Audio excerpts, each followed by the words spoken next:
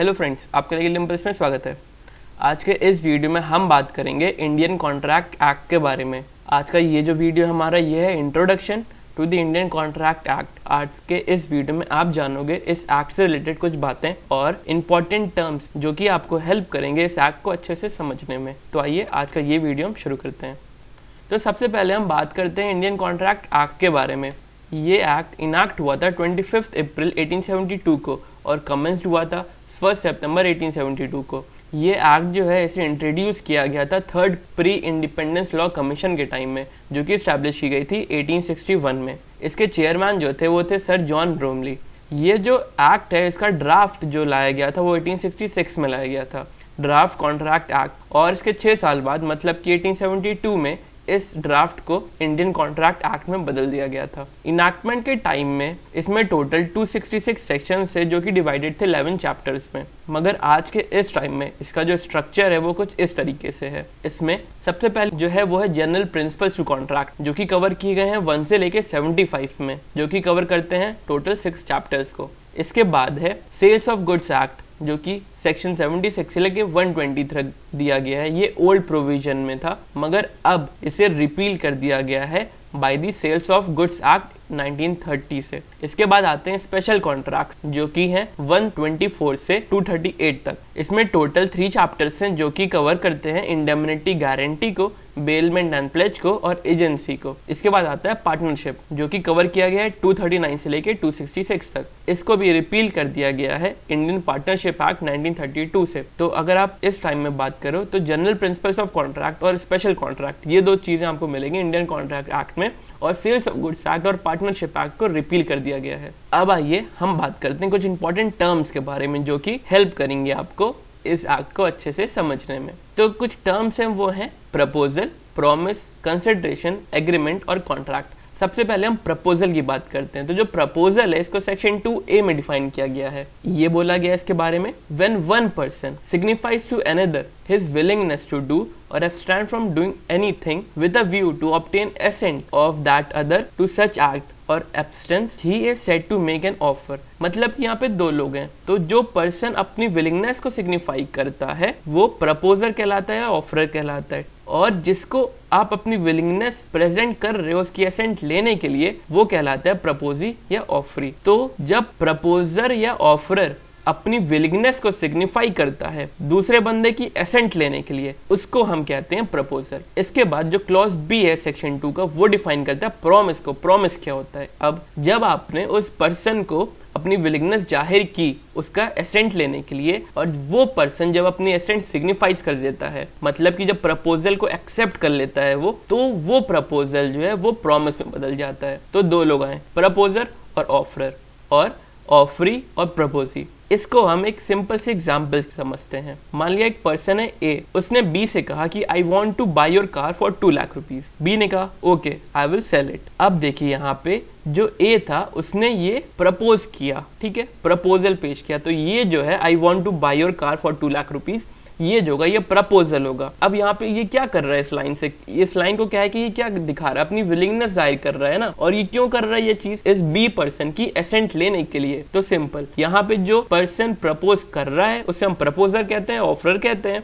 और जिस पर्सन को ये किया जा रहा है, प्रपोजल किया जा रहा है, उसे हम ऑफरी या प्रपोजी कहते हैं। अब बी जो है जब अपनी एसेंट दिखाता है, जब उस प्रपोजल को एक्सेप्ट करता है by saying what, okay will sell, तो ये जो है ये आपकी प्रॉमिस में बदल जाती है। तो यहाँ पे टर्मिनोलॉजी जो है वो चेंज हो जाएगी। अब ये हो जाएगा प्रॉमिसी और ये हो जाएगा प्रॉमिसर। तो ऑफरर या प्रपोजर या ऑफरी या प्रपोजी तब तक रहते हैं जब तक इस पर्सन की एसेंट इसने अपना नहीं दे दिया होता, इसने उस प्रपोजल को एक्सेप्ट नहीं कर लिया होता है। उस टाइम जब इसने एक्सेप्ट कर लिया उस प्रपोजल को, तो वो जो प्रपोजल था वो बदल जाएगा किसमें? प्रॉमिस में। और टर्मिनोलॉजी क्या हो जाएगी? प्रॉमिसर और प्रॉमिसी की। इसके बाद आता है कंसिडरेशन क्या होता है। तो जो कंसिडरेशन है वो it is the price for promise. अब देखिए आप यहाँ पे ये क्या कर रहा है, आई want to buy your car, ठीक है, इसने प्रपोज किया, इसने क्या किया, ओके विल सेल। अब देखिए यहाँ पे ये काम हो रहा है ना, इस काम के अगेंस्ट में कुछ कंसिडरेशन होगा। अब यहाँ पे मतलब कि कंसिडरेशन जो होगा वो प्राइस होगा इस प्रॉमिस का। इस केस में क्या होगा, यहाँ पे जो कंसिडरेशन होगा वो 2 लाख रुपीज, यहाँ पे 2 लाख रुपीज कंसिडरेशन हुआ। ये जो लाइन है ये आपकी क्या हुई, प्रपोजल हुआ। आप प्रपोज कर रहे हो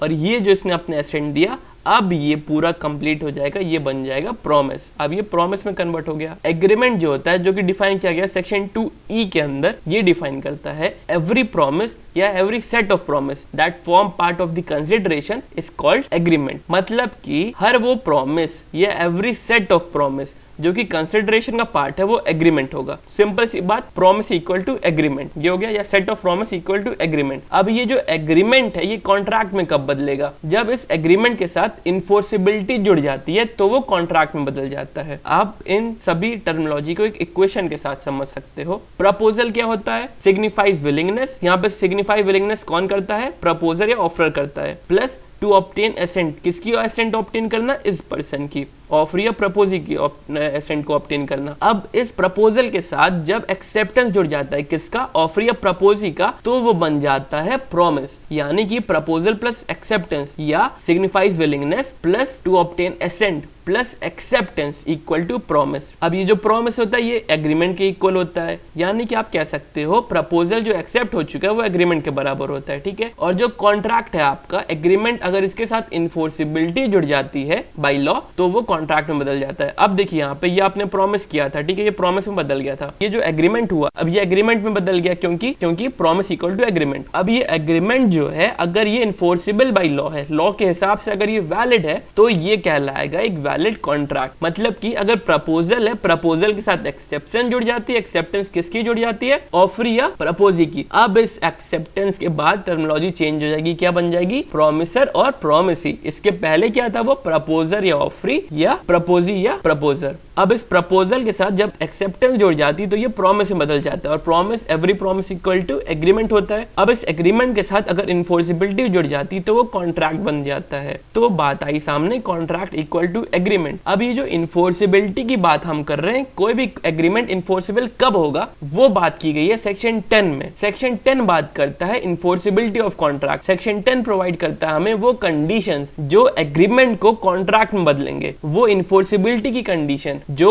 इस एग्रीमेंट के साथ जब जुड़ जाती हैं तो वो एक वैलिड कॉन्ट्रैक्ट बन जाता है। तो सेक्शन 10 जो है वो ये कहता है व्हाट एग्रीमेंट्स आर कॉन्ट्रैक्ट, कौन से एग्रीमेंट कॉन्ट्रैक्ट होंगे। All agreements are contract if they are made by free consent of the parties. अगर कॉन्ट्रैक्ट जो है वो पार्टीज के कंसेंट फ्री से बना हुआ है, जो पार्टीज उसमें है वो कॉम्पिटेंट टू कॉन्ट्रैक्ट है for lawful consideration with lawful object. अगर ये चारों पॉइंट्स हैं तो ये एग्रीमेंट जो होगा वो इन्फोर्सिबल होगा, और इस इन्फोर्सिबल एग्रीमेंट को हम कॉन्ट्रैक्ट कहते हैं। Conditions that must be satisfied to convert agreement to contract जो है वो ये है। पहला, there should be consideration for contract. तो इस एक्ट में इस पॉइंट से रिलेटेड जो है वो है सेक्शन 2D और सेक्शन 25। सेक्शन 2D डिफाइन करता है कंसिडरेशन क्या है, और सेक्शन 25 डिफाइन करता है कंसिडरेशन वैलिड कब है। इसके बाद सेकंड पॉइंट है parties must be competent to contract. तो पार्टीज की कॉम्पिटेंसी जो है वो सेक्शन 11 और सेक्शन 12 में दी हुई है। इसके बाद parties consent must be free. अब कंसेंट क्या होता है वो डिफाइन किया गया सेक्शन 13 में। इसके बाद जो है 22 तक वो पॉइंट्स बताए गए हैं, वो कंडीशंस बताई गई हैं जब माना जाएगा पार्टीज की कंसेंट जो है वो फ्री है। इसके बाद ऑब्जेक्ट शुड बी लॉफुल। जिस कॉन्ट्रैक्ट के लिए, जिस चीज के लिए, जिस ऑब्जेक्ट के लिए ये कॉन्ट्रैक्ट हुआ है वो लॉफुल होना चाहिए। इससे रिलेटेड जो सेक्शन है वो सेक्शन 23 से लेकर 30 तक है। इन सभी पॉइंट्स को हम अपने आने वाली वीडियोस में डिस्कस करेंगे। अब हम ये जान लेते हैं कि एवरी कॉन्ट्रैक्ट जो है is an agreement, but every agreement is not contract. ऐसी ही चीजें आपने सुनी होगी इंडियन पीनल कोड के अंदर, कल्पेबल होमोसाइड और मर्डर से रिलेटेड। उसमें कहा जाता है every murder is culpable homicide but every culpable homicide is not murder. ठीक उसी तरीके से इंडियन कॉन्ट्रैक्ट एक्ट में कहा गया है every contract is an agreement but every agreement is not contract. मतलब कि अब देखिए आप यहाँ पे कॉन्ट्रैक्ट क्या होता है। अगर आप कॉन्ट्रैक्ट को थोड़ा जूम करिए, इसके अंदर क्या मिलेगा आपको? एग्रीमेंट मिलेगा प्लस इन्फोर्सिबिलिटी होगी, और इस एग्रीमेंट में क्या होगा? बस एग्रीमेंट होगा, इसमें इन्फोर्सिबिलिटी माइनस होगी। अब ये एग्रीमेंट